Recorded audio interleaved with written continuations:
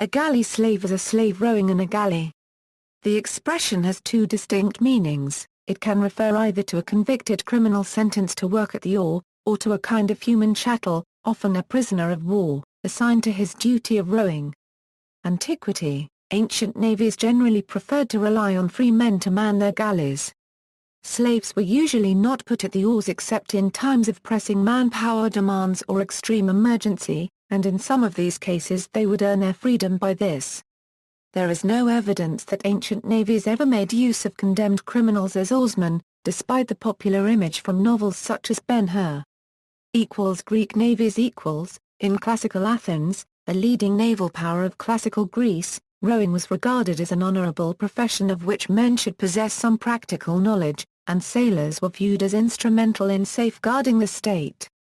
According to Aristotle, the common people on the rowing benches won the Battle of Salamis, thereby strengthening the Athenian democracy. The special characteristics of the trireme, with each of its 170 oars being handled by a single oarsman, demanded the commitment of skilled freemen. Rowing required coordination and training on which success in combat and the lives of all aboard depended. Also, practical difficulties such as the prevention of desertion or revolt when bivouaking made free labor more secure and more economical than slaves. In the 4th and 5th century, Athens generally followed a naval policy of enrolling citizens from the lower classes, metics and hired foreigners. Although it has been argued that slaves formed part of the rowing crew in the Sicilian expedition, a typical Athenian trireme crew during the Peloponnesian War consisted of 80 citizens, 60 metics and 60 foreign hands. However, when put under military pressure by the Spartans in the final stages of the conflict, Athens, in an all-out effort, mobilized all men of military age, including all slaves. After the victorious Battle of Arginazi, the freed slaves were even given Athenian citizenship, in a move interpreted as an attempt to keep them motivated rowing for Athens. On two other occasions during the war, captured enemy galley slaves were given freedom by the victors. In Sicily, the tyrant Dionysios once set all slaves of Syracuse free to man his galleys, employing thus freedmen, but otherwise relied on citizens and foreigners as oarsmen. Slaves accompanying officers and hoplite marines as personal attendants into war are assumed by modern scholars to have also assisted in the rowing when need arose, but there is no definite proof on this point, and they should not be regarded as regular members of the crew. When traveling over the sea on personal matters, it was common that both master and slave pulled the oar. Roman and Carthaginian navies. In Roman times, reliance on rowers of free status continued. Slaves were usually not put at the oars, except in times of pressing manpower demands or extreme emergency. Thus, in the drawn-out Second Punic War with Carthage, both navies are known to have resorted to slave labor. In the aftermath of Cannae, a levy of slaves was equipped and trained by private Roman individuals for Titus Ottocilius, a unregistered trademark squadron in Sicily.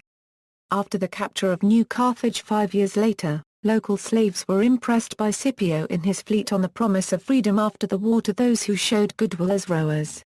At the end of the war, Carthage, alarmed over the impending invasion by Scipio, bought 5,000 slaves to row its fleet.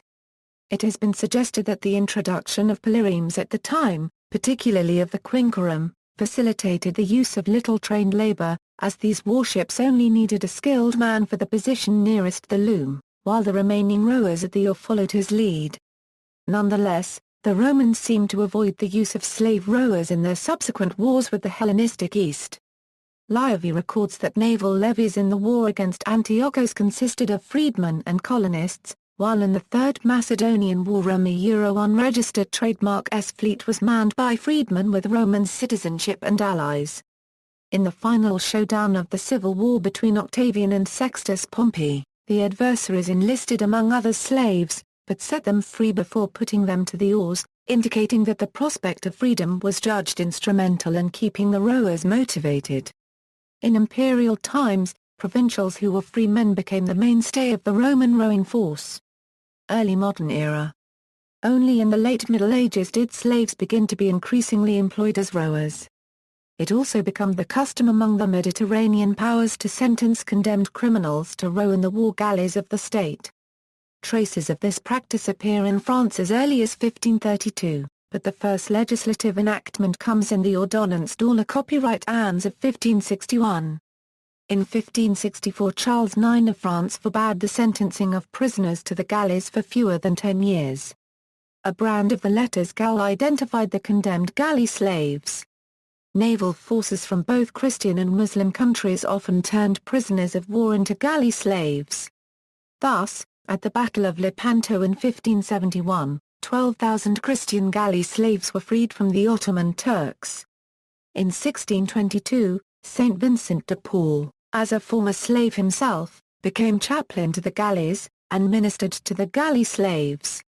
In 1687 Jacques Rena copyright de Brézé de Nonville seized, chained, and shipped 50 Iroquois chiefs from Fort Frontenac to Marseille, France, to be used as galley slaves. King Louis XIV, who wanted a bigger fleet, ordered that the courts should sentence men to the galleys as often as possible, even in times of peace. He even sought to transform the death penalty to sentencing to the galleys for life. By the end of the reign of Louis XIV of France in 1715 the use of the galley for war purposes had practically ceased, but the French Navy did not incorporate the corps of the galleys until 1748. From the reign of Henry IV, Toulon functioned as a naval military port, Marseille having become a merchant port, and served as the headquarters of the galleys and of the convict rowers. After the incorporation of the galleys, the system sent the majority of these latter to Toulon, the others to Rochefort and to Brest, where they worked in the arsenal. Convict rowers also went to a large number of other French and non-French cities, Nice, Le Havre, now registered trademark Metz, Lorient, Cherbourg, Saint-Vaast-la-Hougue, La Spezia, Antwerp and Civitavecchia. But Toulon, Brest and Rochefort predominated. At Toulon the convicts remained on the galleys, which were moored as hulks in the harbour. Their shore prisons had the name barns, a name given to such penal establishments first by the Italians, and allegedly deriving from the prison at Constantinople situated close by or attached to the Great Baths there. All French convicts continued to use the name Gala copyright Rien even after galleys went out of use. Only after the French Revolution did the new authorities officially change the hated name with all it signified to faux resection at. The use of the term Gala copyright Rien nevertheless continued until 1873, when the last barn in France, the barn of Toulon, closed definitively. In Spain, the word galera continued in use as late as the early 19th century for a criminal condemned to penal servitude. In Italian the word galera is still in use for a prison. A vivid account of the life of galley slaves in France appears in Jean Martilles's Memoirs of a Protestant, translated by Oliver Goldsmith, which describes the experiences of one of the Huguenots who suffered after the revocation of the Edict of Nantes in 1685. A short account of his 10 years as a galley slave is given by the character Farabesh in the Village Rector by Honore copyright de Balzac. He is sentenced to the galleys as a result of his life as a chauffeur. Galley slaves lived in unsavory conditions, so even though some sentences prescribed a restricted number of years, most rowers would eventually die, even if they survived the conditions, shipwreck and slaughter or torture at the hands of enemies or of pirates. Additionally, nobody ensured that prisoners were freed after completing their sentences. As a result, imprisonment for 10 years could in reality mean imprisonment for life because nobody except the prisoner would either notice or care. The Barbary pirates of the 16th to 19th centuries used galley slaves, often captured Europeans from Italy or Spain. The Ottoman Sultan in Istanbul used galley slaves also. In fiction, in one of his ill-fated adventures, Miguel de Cervantes's Don Quixote frees a row of prisoners sent to the galleys, including Gina copyright Esther Pasamonte. The prisoners, however, beat him.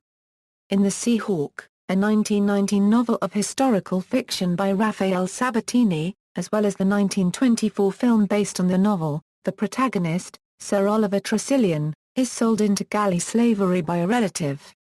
In the 1940 film of the same name, the protagonist, Sir Geoffrey Thorpe, played by Errol Flynn, is captured by Spanish military personnel and receives a life sentence as a galley slave. The sets in the 1940 film appear historically accurate. Lew Wallace's Judah Ben-Hur is sent to the galleys as a murderer but manages to survive a shipwreck and save the fleet leader, who frees and adopts him. Both films based on the novel depict the historically inaccurate galley slaves.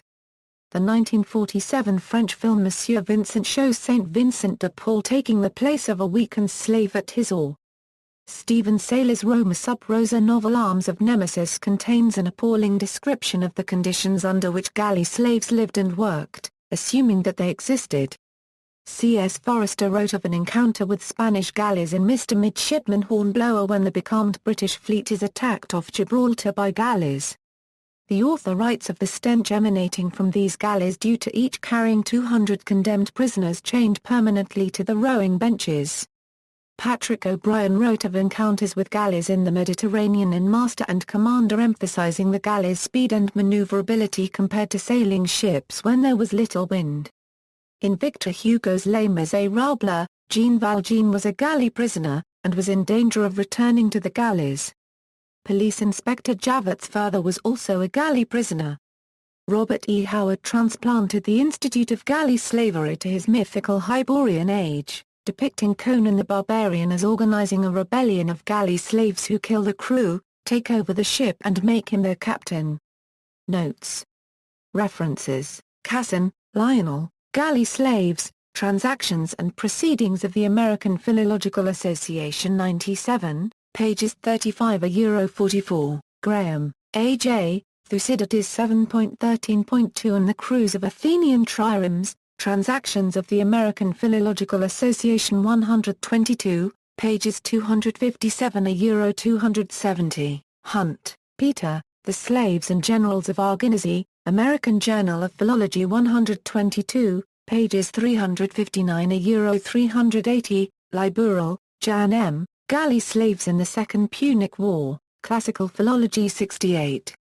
Pages 116–119, Patrick, James, Renaissance and Reformation, Volume 7, pages 718, Ruschenbach, Aberard, Zur Besetzung Athenischer Trieren, Historia 28, pages 106–110, Sargent, Rachel L., The Use of Slaves by the Athenians in Warfare, Classical Philology 22, pages 264–279. Further reading, Bamford, Paul W., Fighting Ships and Prisons, The Mediterranean Galleys of France in the Age of Louis XIV. Cambridge University Press, London. 1974. ISBN 0-8166-0655-2, James, Simon, The Roman Galley Slave, Ben-Hur and the Birth of a Factoid, Public Archaeology 2, 35–49.